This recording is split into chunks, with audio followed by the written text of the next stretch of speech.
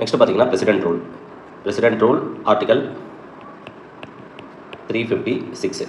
President ரூல்னும் சொல்லலாம், இல்லை constitutional எமர்ஜென்சினும் சொல்லலாம், இல்லைனா ஸ்டேட் எமர்ஜென்சினும் சொல்லலாம். ஓகேங்களா? ஸோ இது வந்து எப்போ இதை இம்போஸ் பண்ணலான்னா, பிரேக் டவுன் ஆஃப், இதுதான் ரொம்ப முக்கியமான reason, break down of constitutional machinery. Okay, இப்போ இந்த இதை இம்போஸ் பண்ணதுக்கப்புறம் இதை யார் இம்போஸ் பண்ணுவாங்கன்னா பிரசிடென்ட் தான். எல்லா எமர்ஜென்சியும் பிரசிடென்ட் தான் இம்போஸ் பண்ணுவாங்க, ப்ரொக்ளைம் பண்ணுவாங்க. ஸோ இதை இம்போஸ் பண்ணதுக்கப்புறம் என்ன நடக்கும்னா, கவர்னர் அட்மினிஸ்ட்ரேஷனை பார்த்துப்பாரு. Governor takes care of the administration on behalf of the president. ஓகேங்களா? ஸோ யாரை வச்சு அட்மினிஸ்ட்ரேஷனை நடத்துவாருன்னா